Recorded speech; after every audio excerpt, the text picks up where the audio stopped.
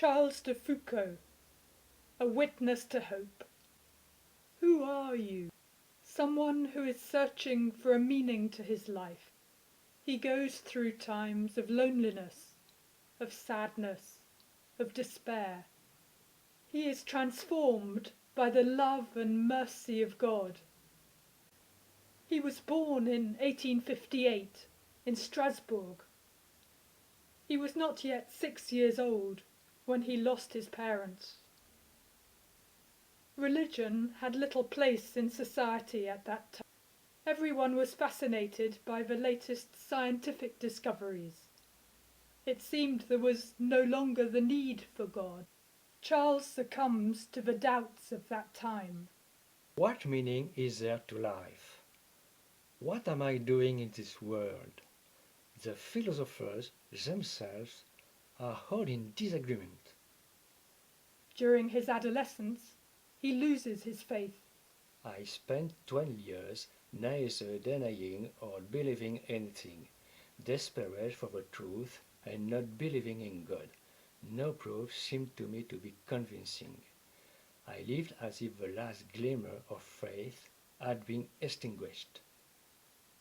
He decides to pursue a military career.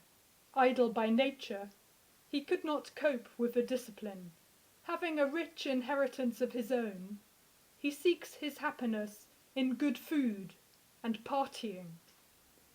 He is dismissed from the army on account of his scandalous behavior. A little later, a rebellion breaks out in North Africa. Charles re-enlists in the army. But his military career is short-lived. Another project takes shape for him. Again he is decommissioned. During 1883 to 84, he undertakes an expedition to explore Morocco.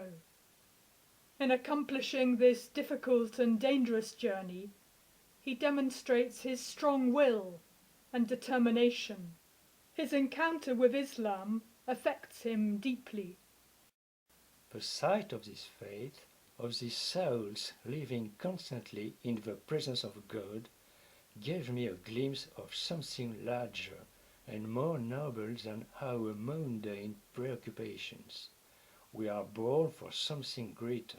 Charles returns to Paris, where he edits and publishes his account, Exploration of Morocco. This represented a remarkable scientific and scholarly achievement.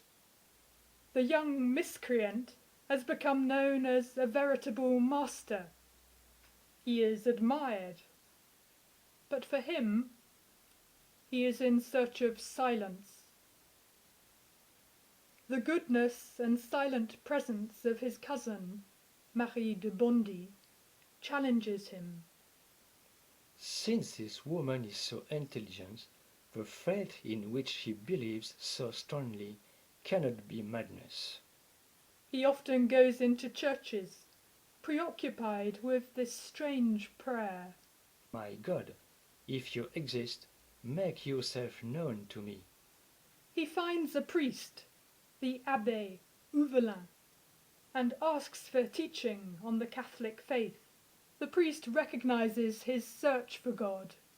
He makes him kneel down and make his confession. Then he sends him to receive Holy Communion. Charles encounters the living God, the God of love and mercy. Once I believed in God, I could not do anything else except live only for Him. Charles de Foucauld commits himself over completely to the love of God. To love and to imitate Jesus. This is the great passion of the new convert. He enters the Trappist monastery of Notre-Dame-des-Neiges. After several months, he is sent to the Trappist monastery of Acbay, a monastery which is even poorer. But Charles de Foucauld is searching for an even more radical poverty, to be poor like Jesus at Nazareth.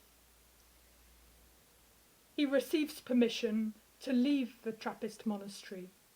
He settles at Nazareth, so as to live in imitation of the poor and hidden life of Jesus. I have taken up the humble existence of Jesus, the worker at Nazareth. At Nazareth, he spends many hours before the Holy Sacrament. If someone is in love, they want to talk continually to the one they love, or at least to look at them all the time. Prayer is not any different. Listening to Jesus, he wants to let himself be completely filled by the Lord's love. We must seek to be imbued with the Spirit of Jesus, reading and rereading, meditating and remeditating, unceasingly on his words and his actions. A new calling ripens in him. He is ordained priest, not so as to share the Eucharist with his family or his rich neighbours, but with the losers of society, the blind, the poor. He sets out for the Sahara Desert, close to the Moroccan border, and settles at Beni Abbes. Little by little, his life becomes a living Eucharist, freely given to God, given to humanity, to cry out this great love which he himself has experienced, the love which God has for each person. He welcomes each person he meets as a beloved brother, a beloved sister. I would like the inhabitants to come to regard me as their brother, the universal brother. His love for the Eucharist leads him to a great love for the poorest. He intervened with the French authorities in order to combat slavery. We don't have the right to be sleeping sentries, indifferent shepherds.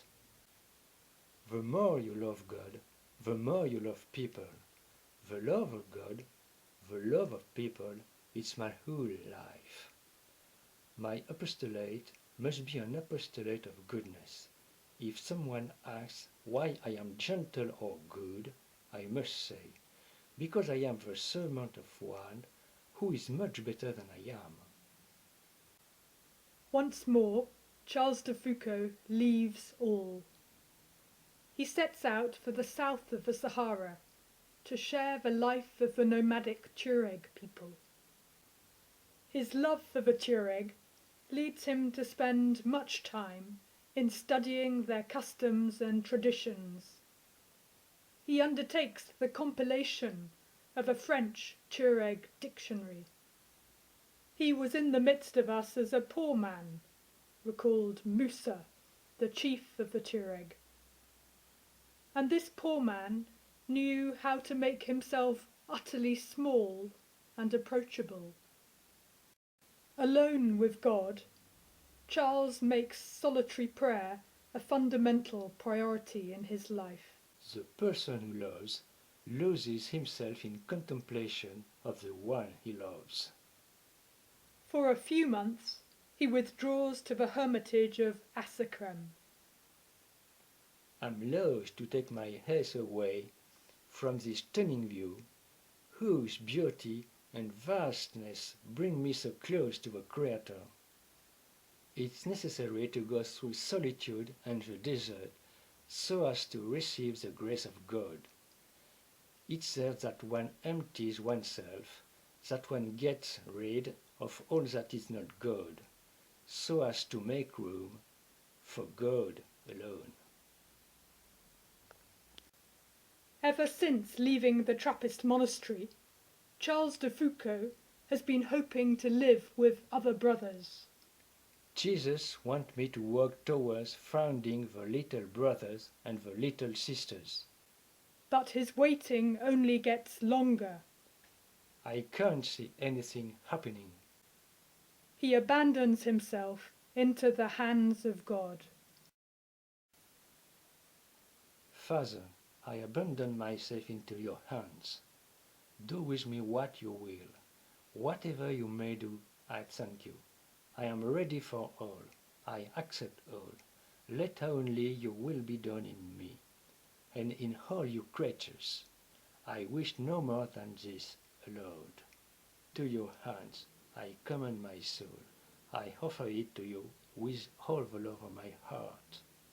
For I love you, Lord, and so need to give myself, to surrender myself into your hands, without reserve, and with boundless confidence. For you are my Father. Since 1914, war has been tearing Europe apart. It starts to reach the Sahara too.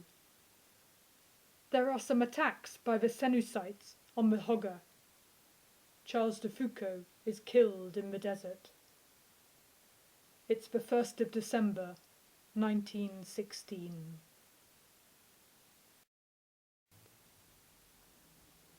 Unless the grain of wheat falls to the ground and dies, it remains alone. If it dies, it brings forth much fruit. Some years later, the seed begins to germinate and to bear fruit. Today, there are many lay people, priests and religious across the world who take their inspiration from the life of Charles de Foucauld.